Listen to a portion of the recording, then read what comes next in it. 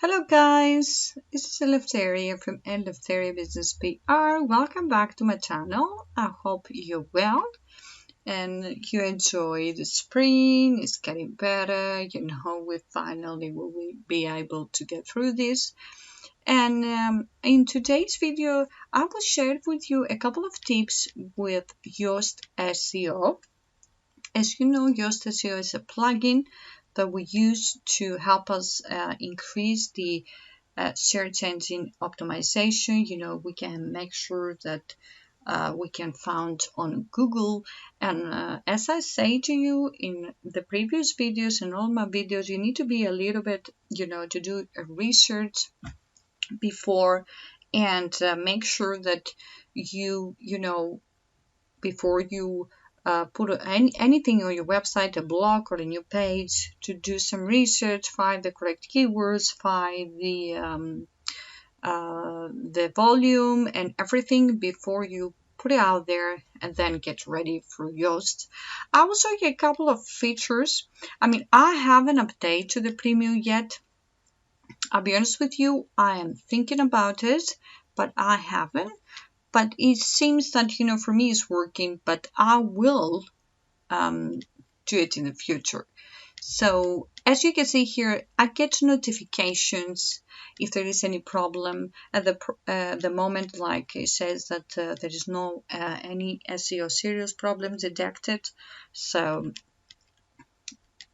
that is very good. And this is whatever the wizard when you set it up for the first time. And this is a notification because I'm using the WooCommerce plugin. It's giving me some information that if I can actually connect it together, I haven't read this, and it's gonna help me with with the SEO. Obviously, I'm using WooCommerce to deliver the products that I'm selling on my website, and that is giving me a bit of a notice here. Now, as you can see here, this is the main dashboard of my WordPress, and if you go and activate the Yoast plugin, you will see it as well on your main dashboard. Then you can go and have a look at the feature. Make sure all of those things are on, like the SEO analytics, veritability, all of those things has to be on. This one, I have it off. You don't really to track your usage, and the API on, and here is Slack sharing also on, and then you save the changes. So this is something that you need to remember, that you need to have all of those on. It's important to check your settings because some of them, they're very, very important to help you rank high. Then we have the integrations like SEMrush. I have it open. I'm using keywords, but if you want to have an integration, you can have this one. I have it on. You can switch it off. Depends. This one is the webmaster tools that you put your API keys, and you can track down like the Google Analytics or any other platform like Bing, wherever. And some I think that one is for Yahoo and some other that I don't actually use. And I can it's pretty like straightforward, but I can show you here. If we go to blog, remember that it's very important to do some research before, and then add your keywords, because if you just I say that again and again, don't throw spaghetti in the wall. You know what I mean? It's better if you are organized and make sure your keywords will rank high, because you need to put some effort to this one, guys, especially if it is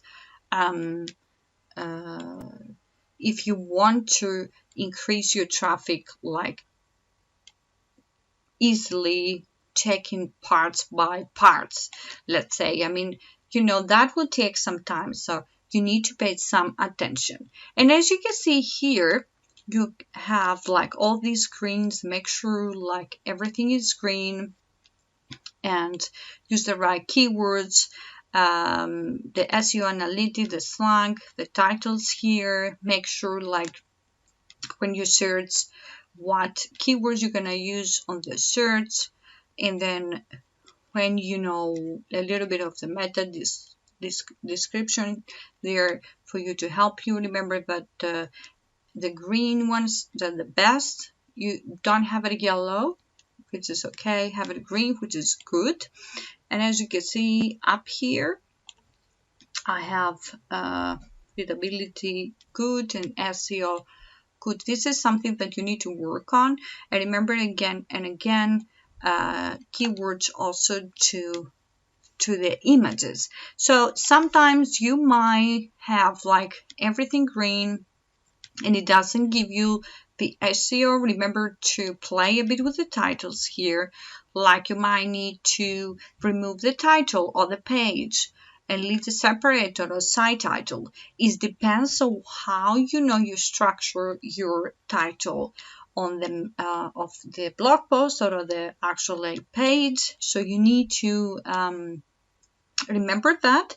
And also the slang language to use like and stuff like that. Also I have a number, but you know is the correct, so it's fine, it's green. So make sure you remember those tips.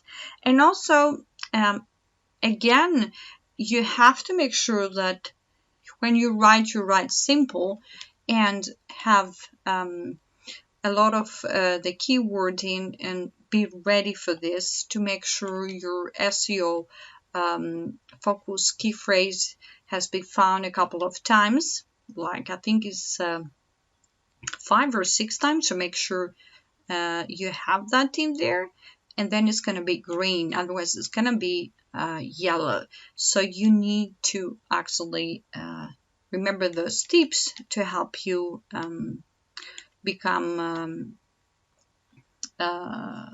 you know, better.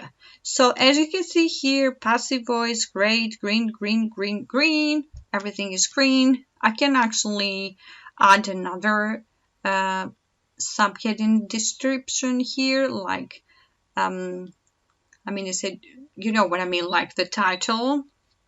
It's probably mean this one, but I can add another title if I want to, but it's green. So it's giving you instructions. So what words am I using? What kind of grammar am I using? So it's really, really good. So it's very readable.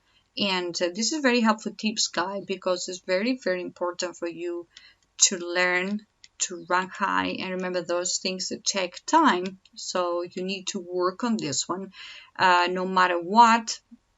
And remember, again, I say that to you and again and again, you need to become organized. Have a little folder with all your keywords before you put anything on your website.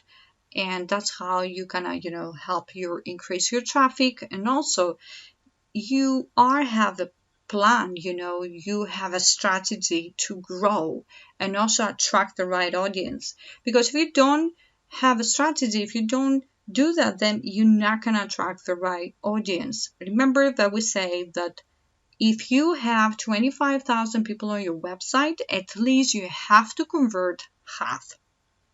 If you don't convert half, then there is no point in having all these views. Yes, you might have ads. Yes, this, yes, that. However, you need to start selling your products. Even if you have a Shopify shop, or even if you're selling digital products or whatever business you have, you need to have the right audience into your